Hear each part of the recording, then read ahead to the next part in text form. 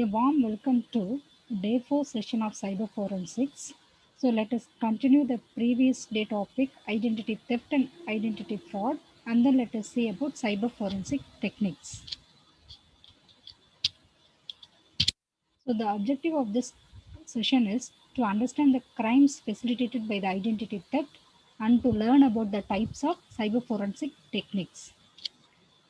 So first one is the crimes facilitated by identity theft and identity fraud. So what are all the crimes that will be happen due to that identity theft?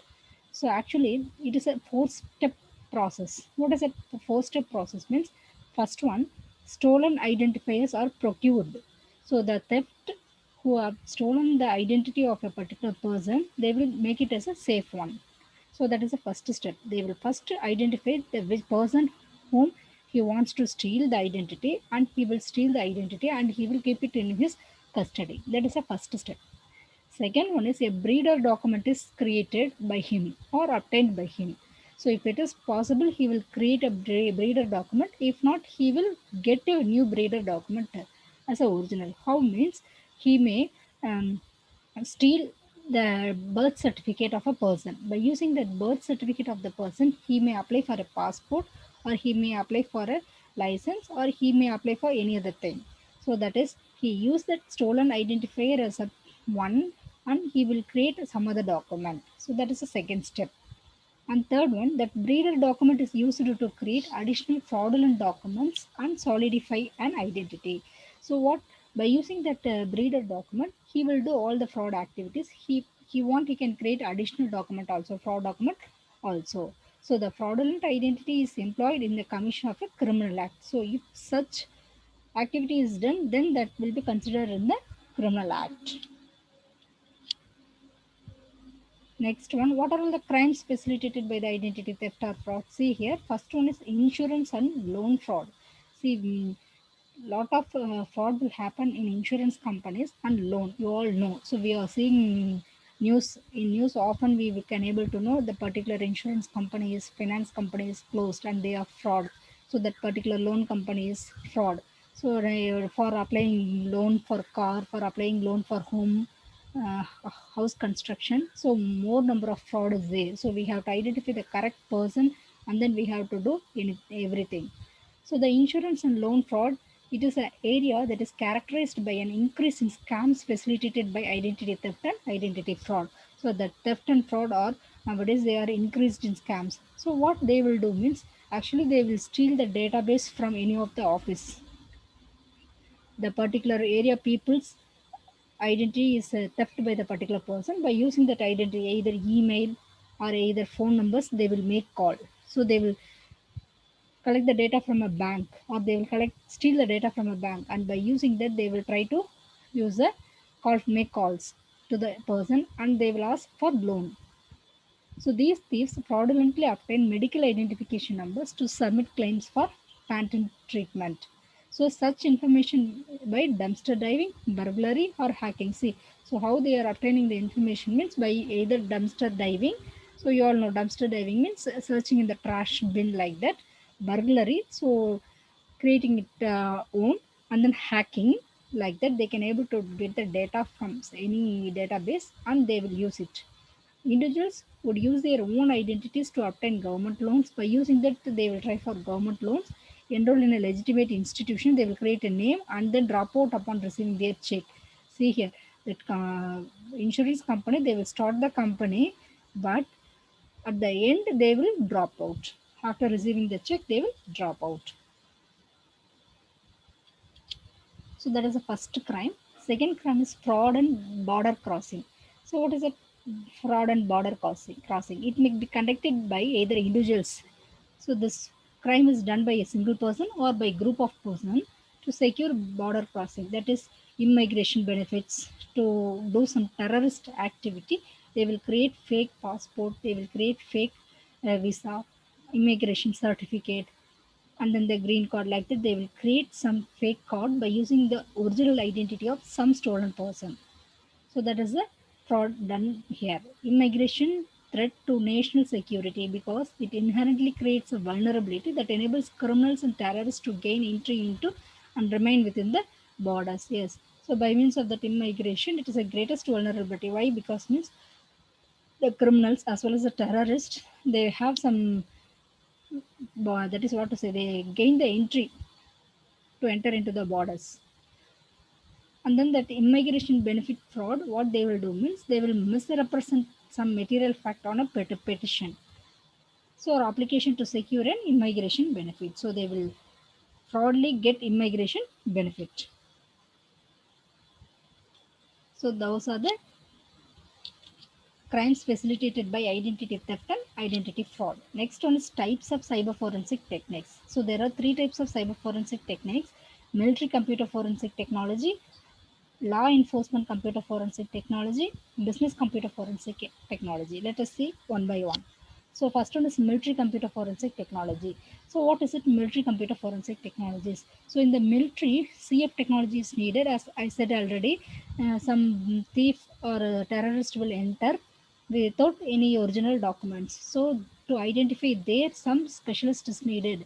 So that is what called as military CF technology. So the main objective of this forensic technology is to include a rapid discovery of evidence. Yes, as fast as we have to discover the evidence, and then estimation of potential impact of malicious activity on the victim, and then assessment of intent and identity of the perpetrator.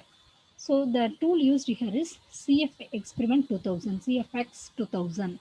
The year of 2000, the computer forensic experiment is taken place by using military research and development laboratories. So that name is given. So what they done means this cyber forensic technology is implemented in military R&D. So this what this experiment will do means this will accurately determine the motives, intent, target, sophistication, identity, and location of cyber criminals.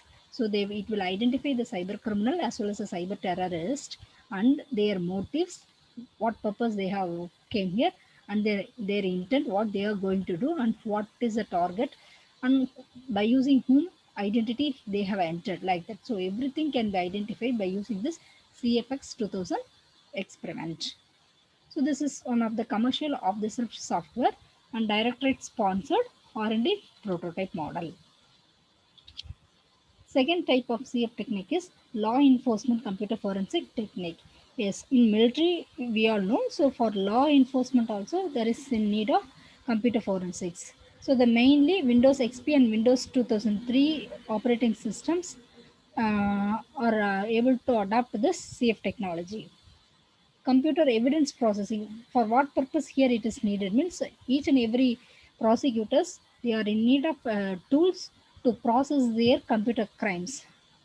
So without the devices they cannot able to proceed further in the court. So they are in need of tools to analyze the case.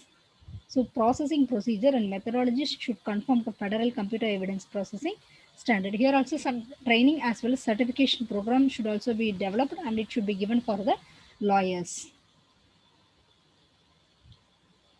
So then for preservation of evidence. So as well as the prosecutors should save the evidence. So each and every person should know by using CF technique how the evidence can be secured. So for that a tool is available called SafeBack software. So what is SafeBack software will do means just like black box, it will save the evidence. It will save the evidence. So proper training should be given to the instructor to do the preservation process. Next is Trojan horse program. So you all know Trojan horse program. So the main thing is to avoid destructive programs. So we will save it everything, but by means of sending Trojan, the system data can be deleted or destroyed or it can be manipulated. So that should be avoided. That should be avoided and it should be captured. So that is what called as preservation. Next one is computer forensic documentation, and at last the documentation is also needed.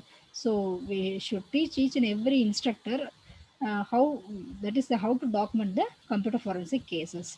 So your document, your files, your data, everything should be safe by using some softwares. So in case of law enforcement, CF technology is needed.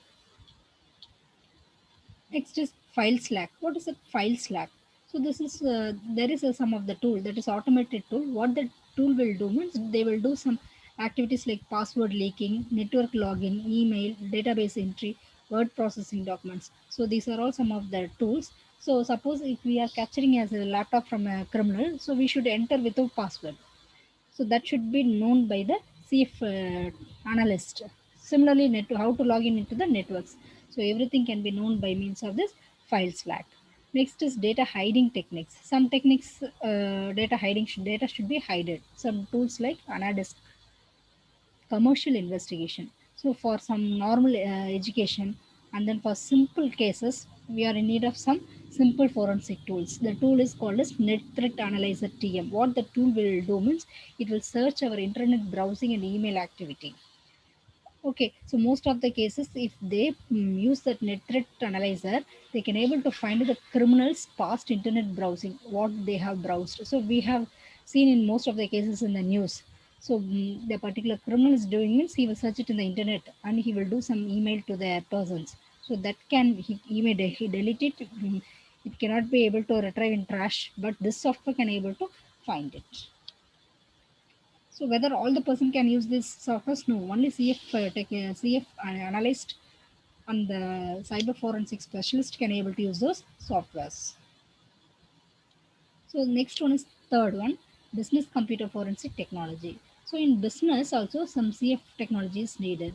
What is the thing is remote monitoring of target computers. They can able to steal their computers. So remote monitoring should be there. And then they have to track the electronic documents of their company. And they have to know the software used in that company or laptops or PCs. So that can also be able to steal by the cyber criminals. So what are all the services available? Lost password. If we forget the password, that can be retrieved and file can be recovered. Location and retrieval of deleted and hidden files. Email supervision and authentication. So you all know some of the companies they will give laptops. In that laptop they can able to log in only by using the company mail ID. We cannot able to use our personal email ID in that. We cannot able to upload any softwares in that. If we are trying, if we are doing that, it will automatically report it to the higher authority. Like that, some facilities are available. Identification of internet activity. Next is computer usage policy and supervision. Remote PC and network monitoring. Tracking and location of stolen electronic files. Honeyspot sting operation. Location and identity of unauthorized software users.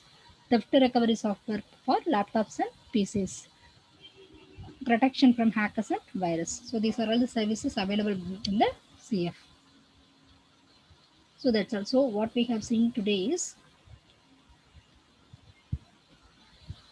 what are all the crimes facilitated by the identity theft and fraud. That is four-phase process, and then insurance and loan fraud, then fraud and border crossing.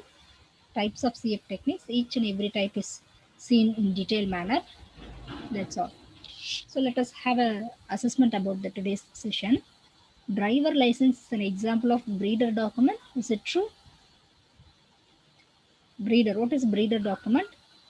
Breeder document is a document that is used by the cyber criminals to create the original document. They will have some identity of the person. By using that identity, they will create a breeder document.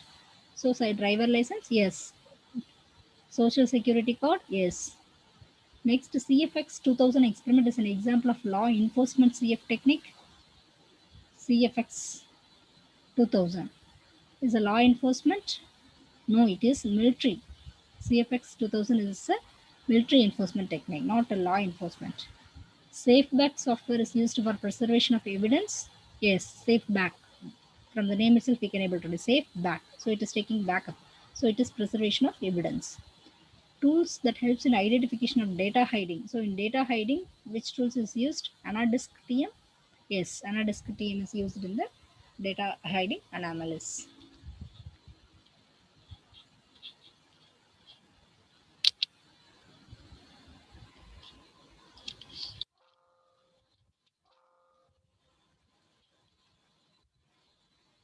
Okay, thank you.